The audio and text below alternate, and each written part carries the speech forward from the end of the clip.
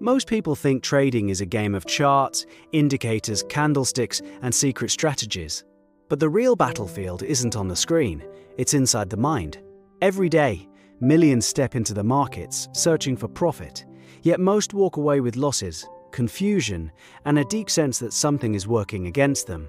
But the real question isn't which strategy works. It's, why do humans keep falling into the same traps? Why do perfectly intelligent people repeat the exact behaviors that sabotage them?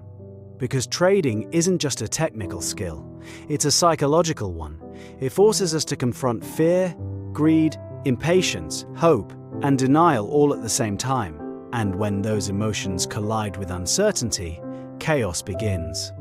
So in this video, we're not talking about tips, tricks, or financial advice. We're exploring something deeper: the philosophy behind decision-making, the invisible biases that shape our actions, and the uncomfortable truth that most losses happen long before the trade is even made.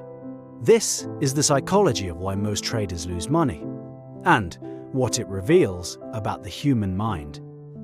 The truth is brutally simple. Markets don't defeat people, their own behaviors do.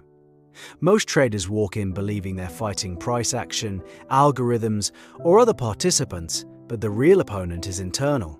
The moment money is at risk, the mind shifts into a primitive mode, making decisions not out of logic, but out of survival instincts.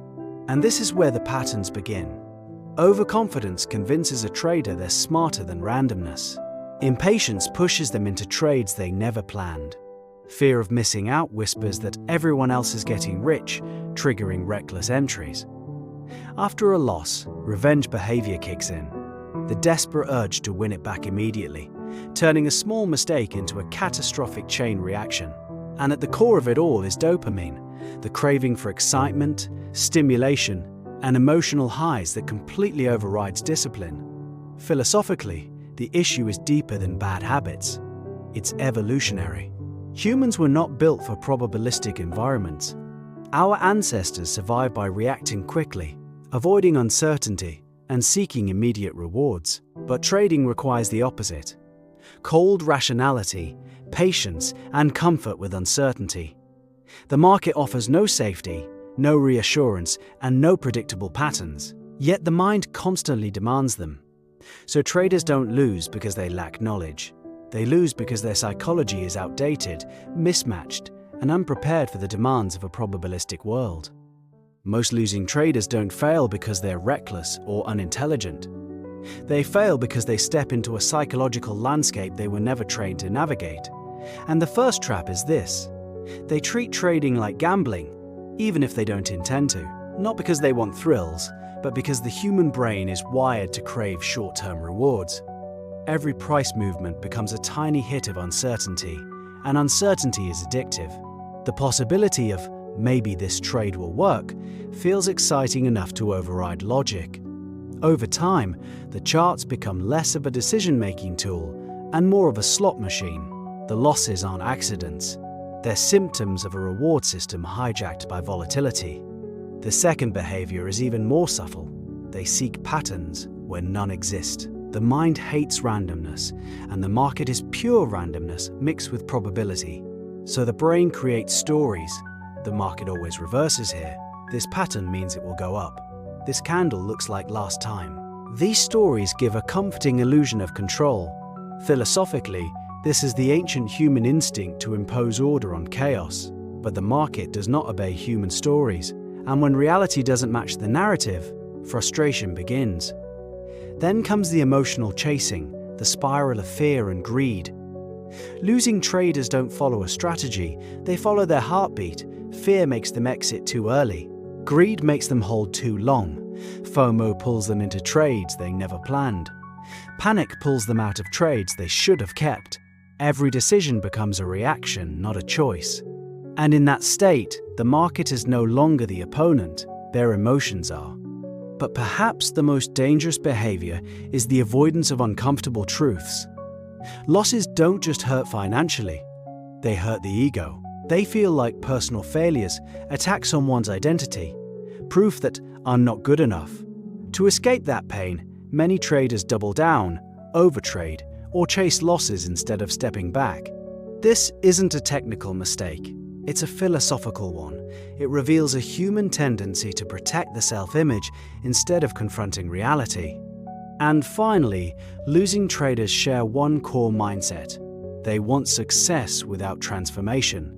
They want the freedom, the results, the lifestyle, but not the discipline, patience, or emotional detachment required to survive the psychological battlefield. They expect the market to change, but refuse to change themselves. If these internal behaviors are what create losses, then no external strategy will save them. Indicators, courses, and systems can help, but only after the mindset changes first. Because in trading, as in life, the mind is the real battlefield, and most people lose before they even begin. If destructive behaviors are the real cause of losses, then no technical tweak will fix the problem. The charts aren't the enemy, the mind is. And so the transformation begins not with a new strategy, but with a new philosophy. The first shift is detachment from the outcome. The Stoics taught that we control our actions, not the results. In trading, this is everything. The healthiest traders understand that a well-executed losing trade is still a victory. Because the process was correct, they don't measure themselves by the win or the loss, but by the clarity of the decision they made. The second shift is embracing uncertainty. Markets are complex systems shaped by billions of decisions, emotions, and events no one can predict. Once you truly accept that unpredictability is the natural state of the market, you stop reacting with panic every time a candle moves against you. Uncertainty stops being a threat and becomes an expected part of the environment, like waves to a sailor. Next is the mindset of process over profit. Losing traders obsess over, how much can I make today? But traders who survive replace that question with, how well can I follow my rules today? The focus shifts from chasing outcomes to mastering behavior. Profits become a byproduct of discipline, not desperation. Another part of the transformation is slowing down the mind. Most losses come from rushing, entering impulsively, exiting emotionally, reacting instead of thinking. Slowing down means creating space between impulse and action. It means learning to pause, breathe, and observe before committing capital. In a chaotic system, calm becomes a superpower. And finally, there is the identity shift. Most people enter the market thinking, I'm here to win, but the more sustainable mindset is, I'm here to execute with clarity. When your identity is tied to winning, every loss attacks your ego. When your identity is tied to clarity, every loss becomes information. And again, this video is not financial advice. These ideas are philosophical frameworks meant to help you think more rationally about decision-making. Because once the mind changes, the behavior changes. And once the behavior changes, the results begin to follow. The deeper truth behind all of this is strangely simple. Most people don't lose because they're unlucky. They lose because they're human. The very traits that help us survive ordinary life, intuition, emotion, confidence, the desire for certainty, become liabilities in a world built on randomness. In daily life, trusting your instincts can protect you. In the market, the instinctive reaction is often the exact thing that destroys you. This is the paradox of trading. The mind you were born with is not the mind you need.